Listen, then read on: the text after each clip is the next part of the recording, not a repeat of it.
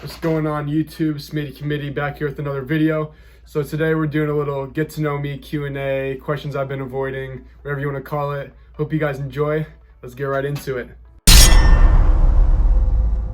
As far as what made me want to be a swimmer, I actually didn't know I wanted to be a swimmer at first. I actually got invited by someone in my math class named Josh. He's one of my best friends, and he asked me, he's like, hey bro, you want to come out and join the swim team? And I was thinking it was just like playing in the pool or something. So I showed up, and next thing you know, I'm swimming laps, barely able to freaking breathe, swimming laps. And I know I just kept coming back, and I got to the point where I actually started to get good just through the consistency of hard work and doing the best I could every day. And then next thing you know, I don't know, I just fell in love with the challenge, honestly. That's one thing I love, is just getting challenged. So we definitely have challenges. I'm not gonna act like our relationship's perfect by any means. We have like ups and downs and stuff, but I would say the biggest thing is like constant communication between us. Like, we communicate as much as we can, and then like she knows my schedule for the most part, I know her schedule for the most part, so and we'll call each other when we have little breaks in between, things like that. But I mean, there's moments where it can be difficult depending on like people's schedules, and also we got to deal with time zone change, but yeah, we've been figuring it out. To be honest, the only thing I can really think of is we're actually getting a new coach. My college coach, he got a great opportunity to go somewhere else for a job he's been looking towards. It's not swimming related or anything. And so now we're getting a new coach, so we're gonna see what that's like, and that's kind of the newest thing that's happened in my life. So, well, first off, I hate cardio, period, but I don't have a favorite, but I just do it because I know it's good for me. But I would say my favorite, if I had to pick one, would be kettlebell swings. I know it's not necessarily like a typical like cardio type workout exercise. It does get your heart rate up though, and I think it's really good for the dolphin kick. So that's what I would recommend. Oh man, good question. No, I'm just kidding. My brother actually, he asked me this question as a joke. I don't know, it runs in the family, I guess. So I would say it's never too late to learn how to swim. I think it's something that, well, me, I'm gonna personally do my whole life. Doesn't matter how old I am, it's just so good for you. So, but I would recommend trying to find maybe like an instructor, whether it's like hiring like a personal one-on-one instructor or some swim group, and then just showing up every day consistently and keep practicing, because you're not going to get better at it if you don't actually get in the water and swim and practice. I honestly have no idea. Mom, I'm sure, and Dad, you're probably watching this, you'll have to let me know, because I actually have no clue. So I have a few things. If my YouTube pops off, so make sure you guys are liking and subscribing and share my stuff so it does. I'll continue doing YouTube. I enjoy doing it as like a hobby, and I have a lot of fun doing it. But so yeah, I'd love to continue doing YouTube. I'd love to continue swimming, maybe train for Olympic trials too. And also kind of depends on a few things, like what's going to happen. But I'd also love I don't want to say way future, but later on, I want to start my own mindset coaching business. So keep on the lookout for that. If you want to be mentored by me in the future, I'll be starting that eventually. I'd love to be making six figures for sure, and continue to grow and impact, change people's lives. That's something I'm really passionate about, and that's what I love to do with my mindset coaching business. So I'd say the biggest thing is just knowing that all these things are temporary, and pressure I don't think is necessarily a bad thing. It can be a bad thing if you don't know how to use it properly, but this is something I've learned from my mentor, Tim Grover. He says pressure is a privilege because that means someone believes in you. And well, one, I think that's really powerful to have the pressure from someone else, because it means they're counting on you. And also, under pressure is when we produce our best work. Depends. Sometimes you may not produce your best work if you're not able to handle the pressure, but a lot of times it allows you to produce your best work. And same with competition. Like, competition gives you the opportunity to produce your best work, your best performance, whatever it is. Also knowing, yeah, those things are temporary. They're going to go. Just do the best you can and don't like dwell on them so long. I know in the moment it seems like it's going to last forever, but you just have to know it's temporary and things are going to get better eventually. Okay, you guys, a lot of you guys probably know what I'm going to say for my favorite NBA player. It's definitely Kobe Bryant. I know he's not playing anymore, unfortunately. Rest in peace. But yeah, he's my biggest hero, Kobe Bryant. I've learned so much from him. And as far as top three, I only have a top two. It's Michael Jordan and Kobe Bryant. Those are top two. Hands down. If you say anything different, you're wrong. Honestly, I don't know. I haven't maxed out benched in over 2 years, or probably close to 2 years. So I have no idea what it is right now. Honestly, I feel like I'm happy with what I did from these past 5 years. I feel like I've really given my all in everything that I've done. I wouldn't change anything because I'm proud of myself from where I am right now. And I know I've put in the work and I'm continuing to put in the work. So I really don't have any regrets or things that I would try to change. I've always wanted to go to Hawaii. That's definitely been a place I would love to visit. Definitely South Africa because that's where my girlfriend's from. So I'd love to go there. I'd love to go to the UK because that's where her family's at right now too. Brazil, I got a lot of friends from Brazil. I don't know, pretty much anywhere in Europe. I've been to Turkey before. That was really cool. I'd love to go back. In Germany, I got some family.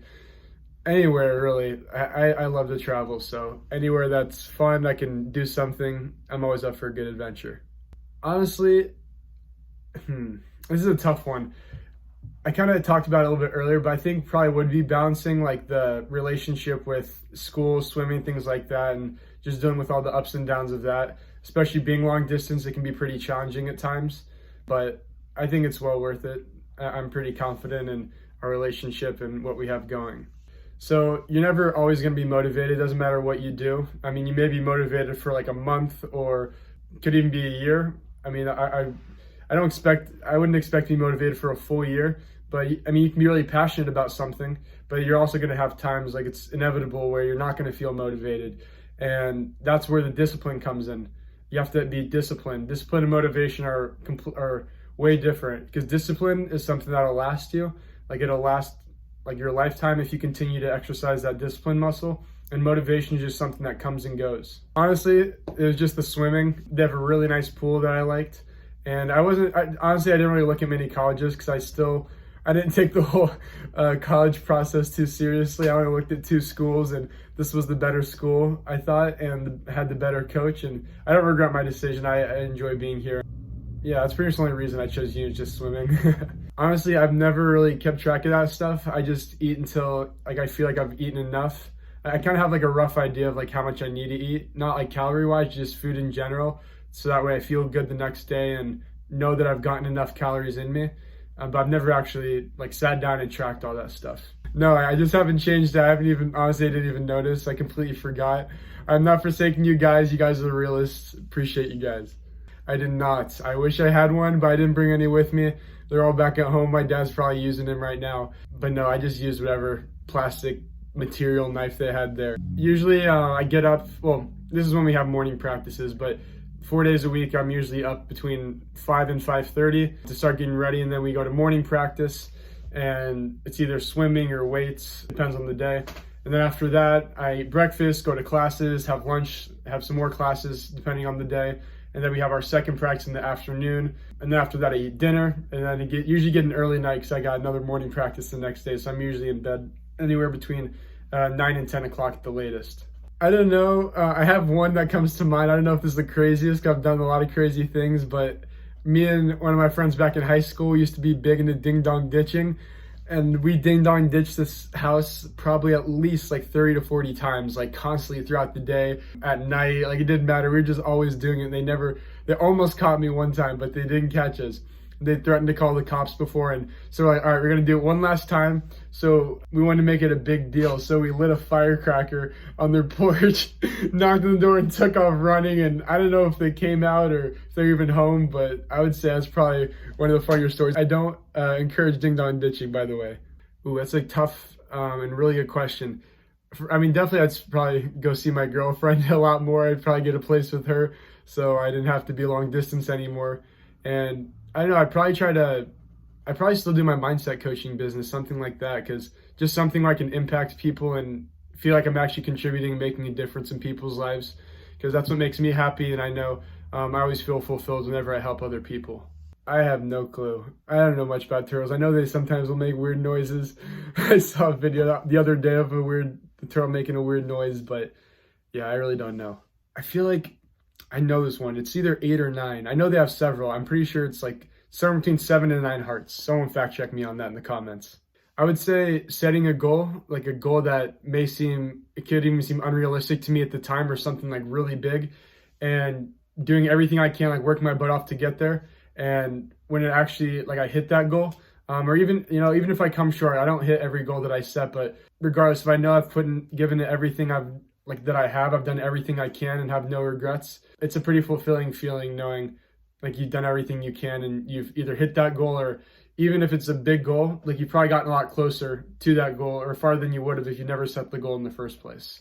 I think it's a strength. I mean, I definitely don't think it's a weakness.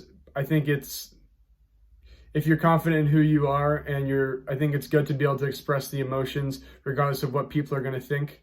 I know I can be a big crybaby. I've never cried on YouTube or anything, but like my girlfriend, she'll tell you I'm a big crybaby about certain things. I definitely have my moments, so I'm not ashamed of it. I'm an emotional guy at times, believe it or not, but I don't think it's a weakness by any means. That's tough. I'd like to give a lot of messages. I would probably say discipline and consistency. I feel like that's where everything great starts, is being able to consistently show up every day, putting in the work, building that discipline muscle. Grateful for a lot of things. Actually, every Thursday when I meet with this group, we always go around talking about what we're grateful for to start the meeting off. And I know we're talking about, it doesn't have to be like the big things. Like whenever we think about what we're grateful for and we sit down and take a minute, it's actually really, I know it's a good feeling thinking about the small things, like just waking up or actually having a bed, especially when you think of people who don't have stuff like that. Or even like I remember one time I had a drink and it like made my day so much better. Like not like an alcohol drink, it was like a smoothie thing. It was really good. I loved it. And it just made me happy. I don't have like a written bucket list, but mental bucket list, definitely something I've always wanted to do is swim with dolphins. I would love to do that. So anyone wants to sponsor me to swim with dolphins, let me know. I don't know. You'll have to ask the person who created lipstick why they named it that. I couldn't tell you. No comment. I'm not answering that. I can't say on here because I know my parents watch this too, so I can't answer that question. Sometimes I do fear like dying and stuff, or like how I'm gonna die, just because it's the unknown. Like the unknown can be kind of scary sometimes, especially like if I die young, because you never know when you're gonna die. But I think as long as like I'm living up to my highest potential and I'm doing everything and trying to make the most out of every day and every moment, then I shouldn't fear death. I'll be happy like whenever my time is. Hope it's a long life, but I never know. But I still want to make the most out of every day and try to create a legacy for myself. But thank you guys for watching. Hope you guys enjoyed the Q&A. If you want to see a part 2 of this, let me know in the comments or message me, whatever, preferably comments. I'll respond to all those. Thank you all for watching and showing your support. Make sure to turn on the notifications because I'll be posting a new video every Sunday. You don't want to miss it. And road to 1K. So hit that subscribe button, like the video, helps the algorithm. Let's go, baby.